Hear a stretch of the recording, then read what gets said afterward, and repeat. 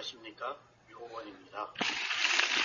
수행을 해서 단 한 번이라도 진실을 알 수 있다면 이것은 위대한 발견입니다.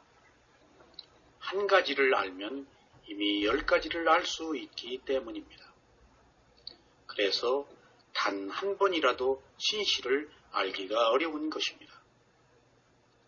단 한 번이라도 대상을 분명하게 알 수 있다면 이것은 큰 친절입니다. 단 한 번을 알아차릴 수 있었으면 10번을 알아차릴 수가 있기 때문입니다. 그래서 단 한 번이라도 대상을 분명하게 알아차려야 합니다. 한 번을 분명하게 알아차린다는 것이 매우 쉬워 보여도 사실은 그것이 하나의 작은 완성이라서 매우 어려운 것입니다. 완성은 경험과 지혜가 성숙되어 조건이 충족된 것입니다. 집중력을 가지고 단 한 번이라도 제대로 알아차리기 위해서는 많은 시간을 끊임없이 알아차리면서 때를 기다려야 합니다. 단 한 번의 완전한 알아차림은 시작이 아니고 하나의 작은 완성입니다. 이처럼 수행을 시작하면서부터 대상을 분명하게 알아차리기는 지극히 어려운 것이므로 이를 당연한 결과로 받아들여야 합니다. 이것이 눈에 보이지 않는 정신세계에서만의 실제하는 현실입니다. 여러분, 오늘도 지난 시간에 이어서 12연기 중에 행에 관해서 말씀을 드리겠습니다. 그 행 중에서 지난 시간에 이어 선하지 못한 행, 공덕이 되지 않는 행에 관해서 말씀을 드리는데 오늘은 그 중에 한 부처님의 제자인 모칼라나 존자에 대해서 잠시 말씀을 드리겠습니다. 모칼라나 존자는 부처의 두 제자 중에 한 분이십니다. 역대 25분의 모든 부처님들은 반드시 두 위대한 상수 제자를 두었습니다.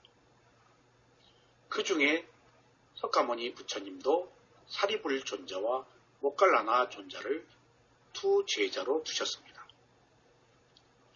모칼라나 존자는 마하 모칼라나라고도 하는데 라자카하의 꼴리따 마을의 바라문 가문에서 태어나서 마을 이름을 따라 꼴리따라고 불리었습니다. 또 어머니의 이름이 목갈리 또는 목갈린이었기 때문에 모칼라나라고도 불리었습니다. 모칼라나가 태어난 날에 사리붓다도 우빠띠사 마을에서 태어났다고 합니다. 어릴 적부터 사리붓다와 절친한 사이였는데 하루는 자신들을 따르는 바라문 젊은이들과 함께 라자가의 산마루 축제를 보러 갔다가 갑자기 삶의 덧없음을 느끼고 함께 출가하여 사문이 되었습니다. 처음에는 사리붓다와 함께 불가지론을 펴는 산자야의 문화에 들어가서 공부를 하던 중 사리붓다로부터 아싸지 존자의 연기법의 개송을 전해 듣고 수다원 과를 얻었습니다. 그리고 사리붓다와 함께 승가에 들어와 부처님의 상수 제자가 되었던 것입니다. 부처님께서는 사리붓다 존자와 모칼라나 존자를 비구들이 본받아 하는 가장 이상적인 제자라고 선언하셨습니다. 부처님은 제분별경에서 두 상수 제자의 역할을 다음과 같이 구분하여 설명하셨습니다. 사리붓다는 아이를 낳는 어머니와 같고 모칼라나는 갓난 아이를 돌보는 유모와 같다. 사리붓다는 제자들을 가리켜 수다원에 들게 하고 모칼라나는 더 높은 단계로 이끌어 올려준다. 모칼라나 존자는 사리붓다 존자와는 어렸을 때부터 친구이자 도반으로 아주 친밀한 관계를 유지했으며 그 친분은 부처님의 말년 죽음이 그들을 갈라놓을 때까지 계속되었습니다. 세존께서는 두 상수 제자 사리붓다와 모칼라나로 하여금 승가의 일을 분담하여 보살피도록 하시고 열애가 안 계실 때에는 그들이 승가의 일을 책임지도록 하셨습니다. 또한 부처님은 기묘한 상황이 생기면 특별한 임무를 두 상수 제자에게 부여하시는 일을 자주 하셨습니다. 예컨대 태화다tta가 외살리 출신의 갓 출가한 비구들을 꼬드겨 상두산으로 데리고 가자 부처님께서는 두 상수 제자를 보내어 태화다tta가 잠시 잠들어 있는 틈을 타서 500명의 비구들을 설득하여 모두 되돌아오게 하기도 하셨습니다. 모칼라나 존자는 신통력에 있어서 누구보다도 으뜸이었습니다. 존자는 살아있는 형상을 무한대로 만들 수 있었고 원하는 어떤 형태로도 변신을 할 수가 있었습니다. 또한 수미산을 강낭콩처럼 으깨버릴 수도 있었으며 지구를 손가락으로 돗자리처럼 둘둘 감을 수도 있었고 지구를 옹기장이의 물레바퀴처럼 돌릴 수도 있었으며 지구를 펼쳐진 우산처럼 수미산 위에 올려놓을 수도 있었다고 합니다. 어느 때 부처님이 위층에 계시는데도 불구하고 아래층에서 잡담을 하면서 도닥거리는 비구들을 따끔히 혼내주라는 세존의 명을 받아서 하늘 높이 치솟아 올라서 엄지발가락 끝으로 강당을 흔들어 그들을 혼비백산하게 하기도 하였습니다. 한때 모칼라나 존자는 채석이 부처님의 가르침에서 많은 이익을 얻고 있는지를 확인하러 33천으로 갔습니다. 하지만 채석은 자기의 영화에만 토취되어 너무 자만하고 있었으므로 그에게 무상함을 일깨워주고자 손가락으로 채석의 외자에 앉다 궁전을 크게 흔들었습니다. 모칼라나 존자는 또한 부처님의 박가 범천의 오만함을 꺾는 데 도움이 되어드리고자 직접 박가 범천의 처소로 가기도 하였습니다. 하지만 주석서에 따르면 모칼라나의 신통에 그치는 등용, 난도 빠난다를 조복시킨 일이 있었습니다. 모칼라나 존자는 별도의 선정에 들지 않고서도 아귀나 다른 중생계의 존재들을 육안으로 볼 수 있었다고 합니다. 모칼라나 존자는 지혜에 있어서도 사리푸타 존자 다음에 가는 위치에 있었습니다. 여러분, 사라방가 본생경에 따르면 존자는 신통력으로 종종 우따사 지옥과 천상계를 자유자재로 드나들면서 외도의 신자들은 지옥에서 고통을 받고 있는 부처님의 신자들과 천상에서 행복을 누리고 있다고 알려주었는데 이렇게 되자 세상 사람들이 점점 외도를 멀리하고 부처님 주위로 모여들게 하였습니다. 그러자 이에 앙심을 품은 나형 외도들은 사마나 쿠타카라는 토적 두목에게 천금을 주고 모칼라나 존자를 죽이라고 사주를 했습니다.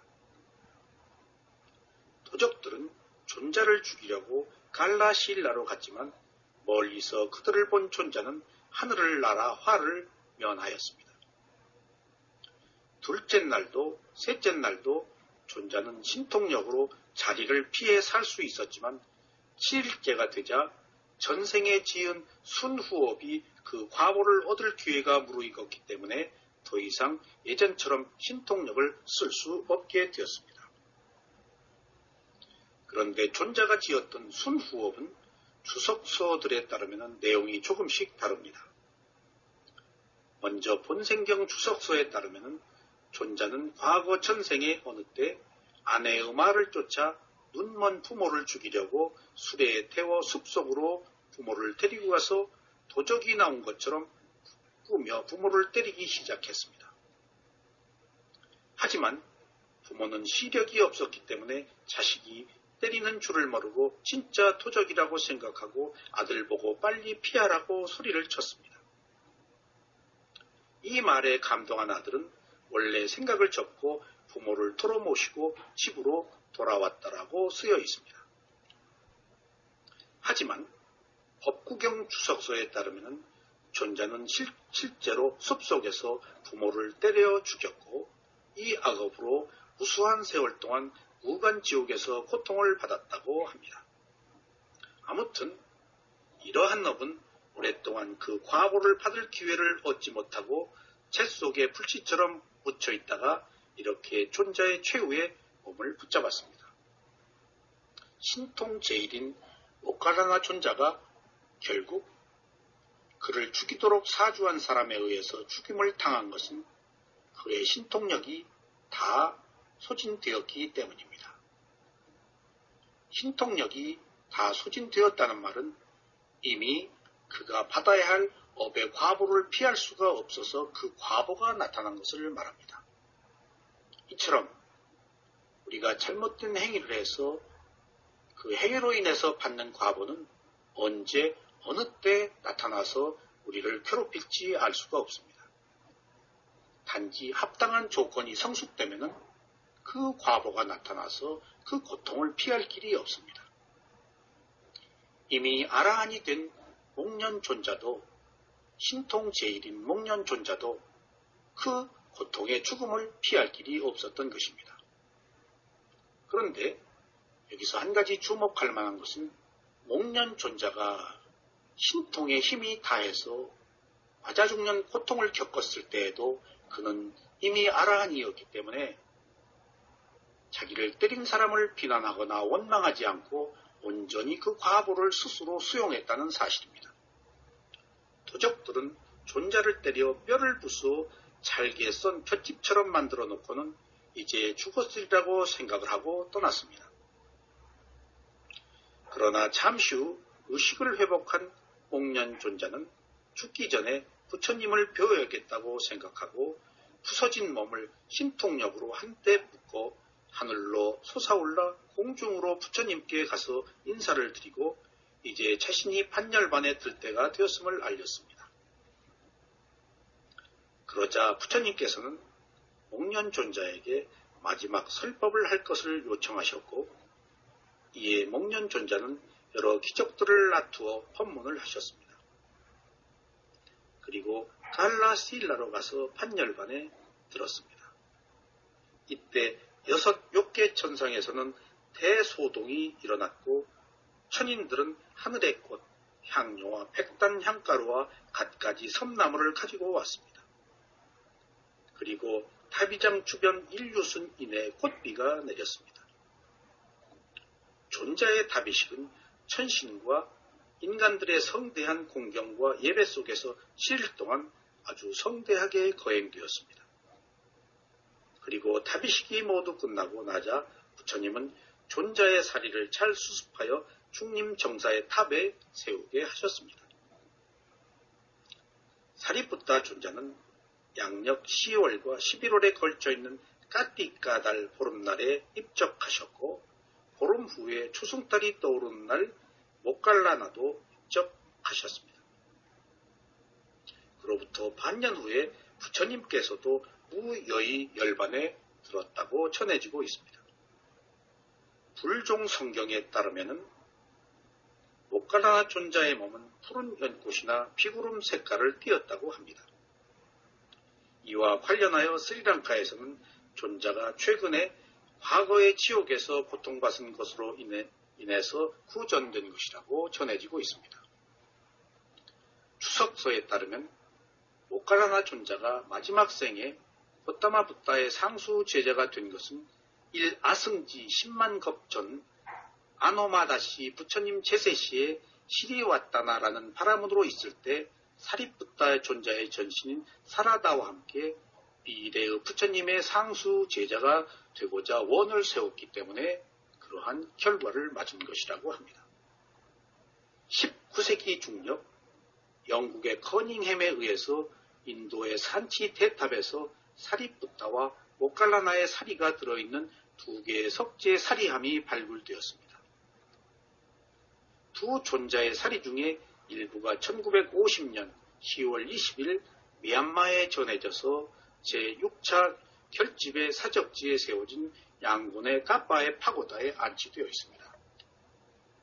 지금도 미얀마 까빠의 파고다에 가면 목련 존자의 사리와 사리불 존자의 사리를 볼 수가 있습니다.